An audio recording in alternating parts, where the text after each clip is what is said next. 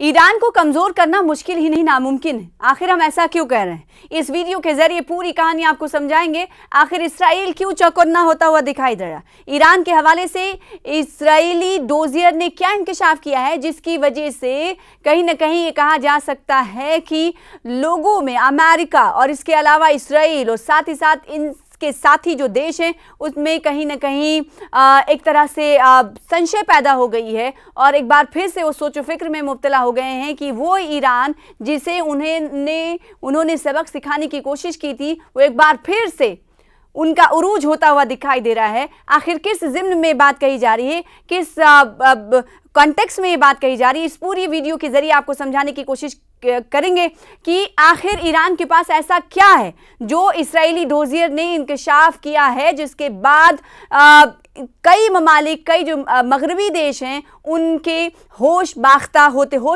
होते हुए दिखाई दे रहे हैं। जी हाँ, इसराइल की खुफिया एजेंसी ने साइंसदानों का डोजियर तैयार करने के बाद इन्हें मारने के ऑपरेशन की शुरुआत कर दी है। अब ऐसा हुआ क्यों? हुआ ये कि इसराइल ने एक डोजियर दिया है।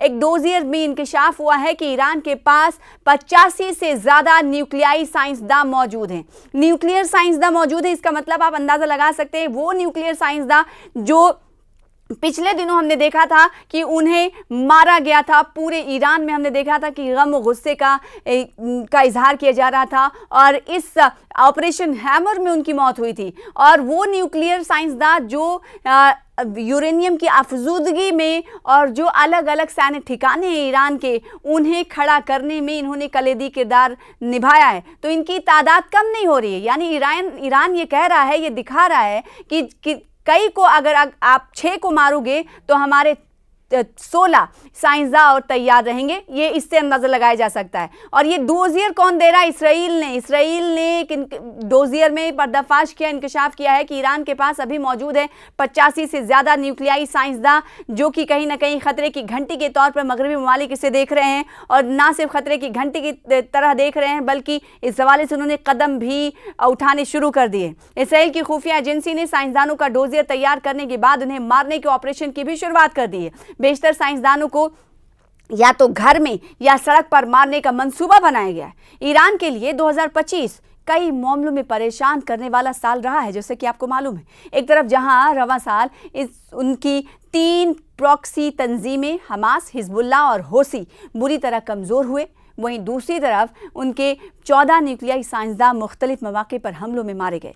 ईरान की ये सभी 14 साइंसदानों को खुफिया एजेंसी मोसाद ने ऑपरेशन नारनिया के तहत मारा था और ऑपरेशन हैमर भी चला था जो 3 से 4 ठिकानों को तबाह करने की बात अमेरिका की तरफ से कही गई थी। लेकिन ईरान ने इस पर कहा था कि भले ही कोशिश की गई उन्हें मिटाने की, लेकिन कामयाबी ज़्यादा तक नहीं मिली है। हमारा यूरेनियम अफजूदगी का जो काम है वो थोड़ा पीछे चला गया, लेकिन उसे ख़त्म नहीं किया जा सका है। ये कहीं ना कहीं ईरान के लिए बहुत बड़ी बात थी। ईरान के आला रहनुमा अली खामनेई ने भी ये बात कही थी। अब आपको बताएं कि 14 साइंसदानों को खुफिया एजेंसी मोसाद ने ऑपरेशन नारनिया के तहत मारा था उस वक्त। हालांकि अब भी ईरान के पास 85 से ज़्यादा न्यूक्लियर साइंसदान जिंदा हैं जो अमेरिका और इसराइल के लिए फिक्रंगेज हैं। जैसे कि हमने आपसे कुछ देर पहले कहा था, फिक्रंगेज यूं क्योंकि होश बाख्ता हो रहे हैं कि एक तरफ जहां इन मगरबी ममालिक की कोशिश ये हो रही है कि इन न्यूक्लियर साइंसदानों को ख़त्म किया जाए, इन्हें आगे बढ़ने नहीं दिया जाए, इन्हें मार दिया जाए, और दूसरी तरफ इनकी फहरिस्त में इजाफा होता हुआ दिखाई दे रहा है।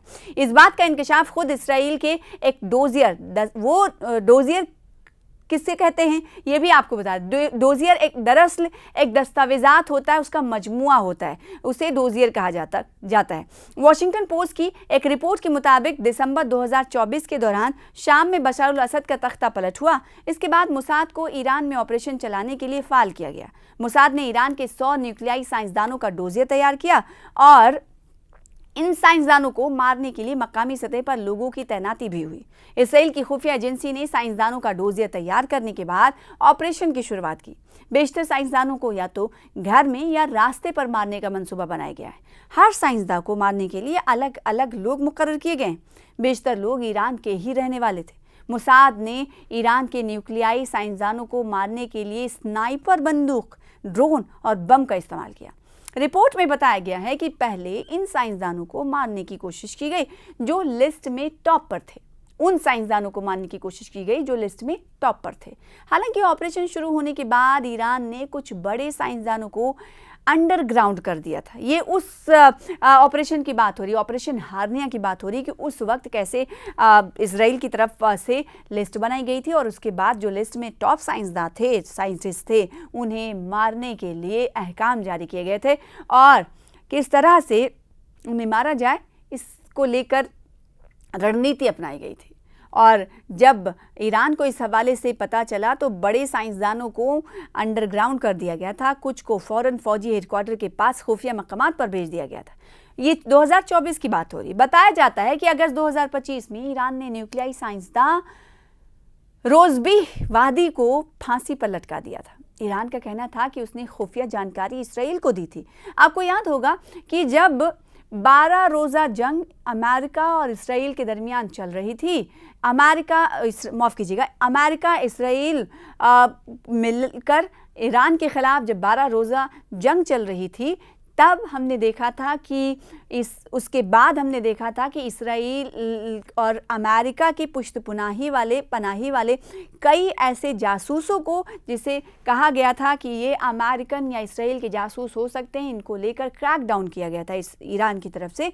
और इस क्रैकडाउन में कई ऐसे लोगों को गिरफ्तार किया गया था, जासूसों को गिरफ्तार किया गया था, जिस को ईरान ने कहा था कि ये हमारी संप्रभुता के लिए ख़तरा है, हमारी कौमी सलामती के लिए ख़तरा है और ये दरअसल ईरान की जानकारी को लीक कर रहे हैं, इसराइल को फराहम कर रहे हैं। तो ईरान का कहना था कि उसने खुफिया जानकारी इसराइल को दी थी। कहा जा रहा है कि मोसाद ने वादी के ज़रिए, यानी जो साइंसदान थे उनके ज़रिए ही ईरान के न्यूक्लियाई साइंसदान का डोजियर तैयार किया था। कहते हैं कि अब घर का भेद ही लंका ढाता है और यही कहीं ना कहीं ईरान और अमेरिका और इसराइल के दरमियान जब जंग चल रहा था, 12 रोज़ा जंग चल रही थी ईरान के ख़िलाफ़, जिसकी मदद अमेरिका भी कर रहा था इसराइल के साथ मिलकर, तो उस वक्त डोजियर तैयार था और न्यूक्लियाई साइंसदानों के बारे में जानकारी हासिल करने के लिए मोसाद के अंडरकवर एजेंट तकरीबन 10 साल से तेहरान में फ़ाल थे। और देखिए ये जानकारियां सब मिल रही हैं एक डोजियर के ज़रिए। इसराइल ने डोजियर तैयार किया है और जिसके ज़रिए पर्दाफाश हो रहा है, और जो ईरान कह रहा था तो कहीं ना कहीं वो बात सच होती हुई साबित हो रही है। जो ईरान कह रहा था कि इसराइल ने यहाँ पर अपने जासूस को भेज रखा है, अंडरकवर जासूस हैं, एजेंट हैं, जिन्हें हम गिरफ्तार करें, जिसे फांसी दी गई थी। और ये अमल ईरान की तरफ से उस वक्त अपनाया गया था जब 12 रोज़ा जंग चली थी। और 12 रोज़ा जंग के बाद उसने अंदरून मुल्क ये क्रैकडाउन चलाया था कि उन लोगों की पहचान की जाए जो इसराइल को खबर लीक कर रहे हैं। आखिर ये कैसे मुमकिन हो जाता है? तभी कहते हैं घर का भेदी लंका ढाता है।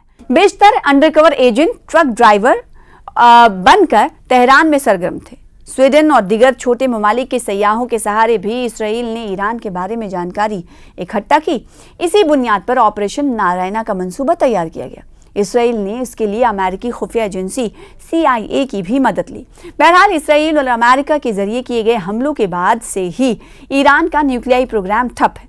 बैनुल-अक़वामी न्यूक्लियाई निगरानी इदारे के मुताबिक जून 2025 से पहले ईरान ने यूरेनियम की 60% तक अफ़ज़ाइश कर ली थी। अगर ईरान यूरेनियम की 90% तक अफ़ज़ाइश कर लेता है तो वो न्यूक्लियाई बम आसानी से बना सकता है। दूसरी तरफ ईरान के वज़ीर ख़ारजा अब्बास अराग़ची के मुताबिक जिन मकामात पर हमला किया गया है, पहले उसकी सफाई होनी, उसके बाद ही आगे का फैसला लिया जाएगा।